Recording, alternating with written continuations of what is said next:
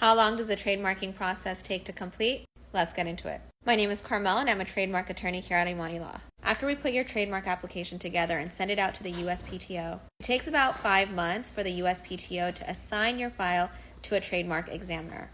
The examiner then reviews your application and decides whether or not to send an office action. If you file your trademark without an attorney, you are likely to get what's called an office action. Different types of office action. The most common one is what's called a 2D refusal. When you receive this office action, you will have to defend it, which means putting together a brief, put together a legal analysis, all to try to overcome this refusal. And the deadline to respond to this refusal is 3 months. Assuming all of that is successful, your trademark then gets published and it goes through the publication phase. Once it survives that step, then it goes through the registration process.